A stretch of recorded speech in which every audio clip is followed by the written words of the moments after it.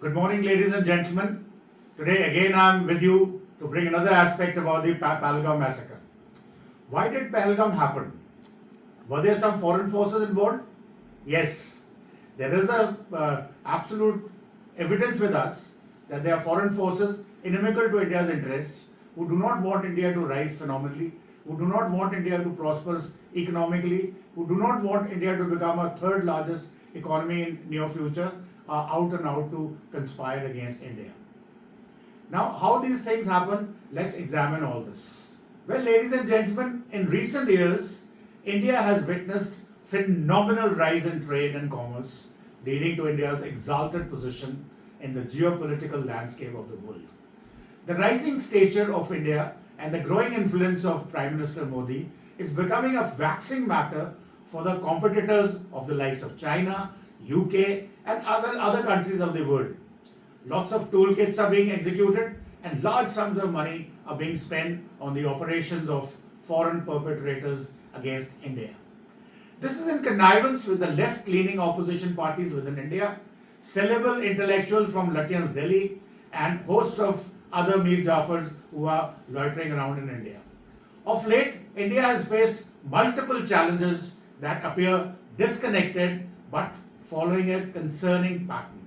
Foreign powers of the likes of George Soros, with American media like New York Times, Washington Post, Wall Street Journal, and BBC of UK, and the likes of Al Jazeera, and with the Chinese deep state and their domestic allies in India in tow, have repeatedly attempted to destabilize our nation through carefully orchestrated crises.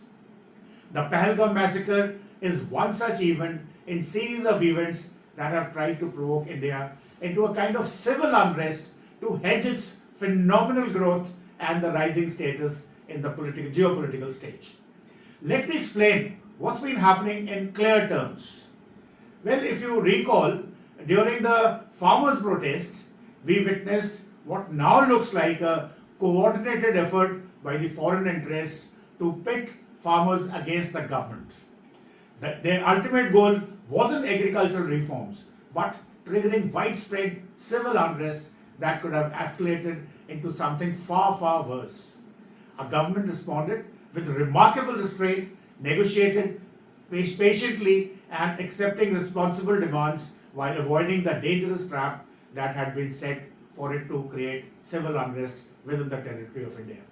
Similarly, the CAA protests centered around Shaheen Bagh and the subsequent Delhi riots were not spontaneous events at all. Those were the foreign elements along with the local Mir Jafars who were working behind the scenes to incite violence and divide the Indian society.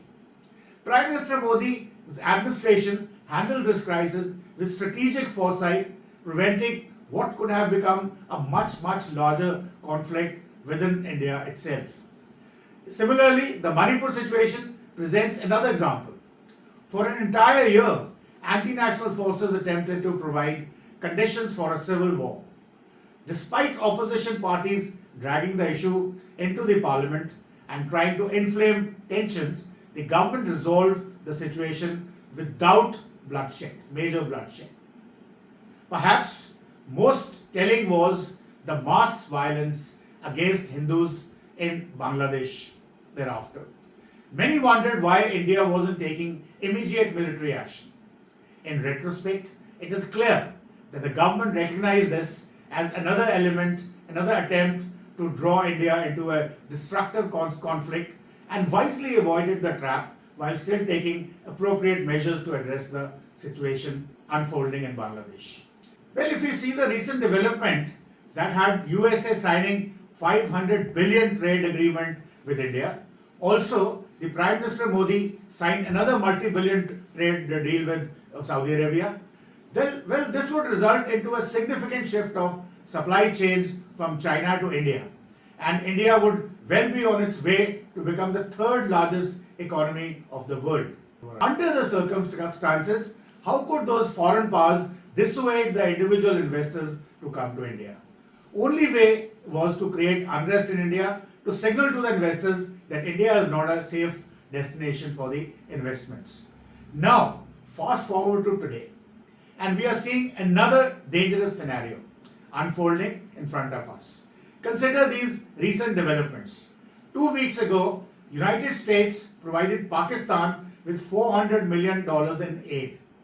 Around the same time, Pakistan's Prime Minister and Army Chief made a significant visit to Saudi Arabia. And a month ago, the Hamas leader reportedly met with top Pakistani terrorists in Pakistan-occupied Kashmir. And just days ago, Pakistani Army Chief made inflammatory anti-Hindu and anti-Modi statements. What does this show? Thereafter comes the Pahalgam attack. Looking at the incident carefully reveals troubling patterns. The terrorists specifically targeted Hindu civilian tourists rather than the military or the police installations in JK. They explicitly mentioned Prime Minister Modi telling the tourists, "Go tell your Modi that we are killing Hindus." This seems designed to provoke emotional outrage amongst Hindus and push India towards a military retaliation leading to civil unrest. And the timing is equally suspicious. The attack occurred while the United States Vice President was visiting India and the Prime Minister Modi was in Saudi Arabia. And shortly before these events, a prominent young Indian opposition leader of the parliament had also visited the United States. Perhaps most revealing is how the Western nations like the United States, Canada, Germany, France, and the UK have all publicly stated that they would support whatever action India takes, essentially encouraging military escalation on part of India. Simultaneously, opposition parties that previously demanded evidence for all the military strikes are now voicing full support for any action that Modi government might take. Pakistan itself is making provocative statements about suspensions of Indus Water Treaty as act of war. The pattern becomes very clear. The foreign powers, domestic opposition, and Pakistan all seem to want India to enter into an armed conflict. The question arises, why? Well, only to weaken our nation internally, halting our rising global influence, and potentially set us back by decades in development. The late General Bipin Rawat had warned about something he called as half front, and that is the traitors within India working alongside foreign interests. These are the same elements who are behind previous unrest as well. If India were to engage in external war, these forces would potentially trigger Hindu-Muslim violence internally, creating a devastating multi-front challenge for the Indian establishment to cater for. While our military is certainly capable of handling external threats, an internal civil conflict would create an impossible situation for us. This appears to be exactly what the anti-India forces are hoping to achieve. India's strength lies in its unity and strategic patience. By recognizing these manipulative attempts, we can avoid falling into the trap of our adversaries where they have set for us. As concerned the citizens, our response should be measured. We must resist creating unnecessary pressure for immediate knee-jerk military reaction. We should be skeptical of foreign media narratives designed to provoke emotional reactions. Most importantly, we need to trust our government's judgment on timing and strategy. Even without conventional warfare, India has multiple ways to apply pressure on Pakistan, including measures like controlling water resources, that is, abrogation of Indus Water Treaty, covert strike out on the chief players inimical to Indian interests, and other diplomatic, economic, information warfare, and nation narrative building within Pakistan, etc.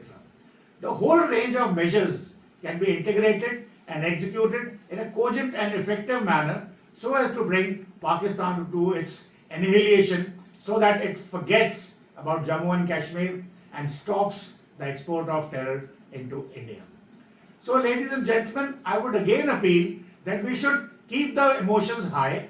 We should keep castigating Pakistan. We should keep having dharnas. We should keep giving statements. We should keep having candlelight marches against Pakistan so that the pressure that the emotional pressure that our citizens enjoy, they should keep against Pakistan and then keep telling the world that what Pakistan has done to us and Pakistan is the real culprit.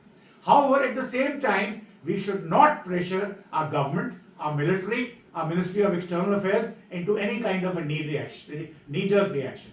Let them take integrated, cogent measures which are combined with each other, synergize with each other, like diplomatic measures, economic measures, IWT, kinetic measures, all synergize into a very, very cogent manner in a synergized form so that we have a decisive result on Pakistan and we ensure that Pakistan implodes under its own weight because of its own awam and they challenge the political and the military leadership and tell them that do not keep on with the Kashmir rant and stop exporting terror to India unless India will annihilate us permanently.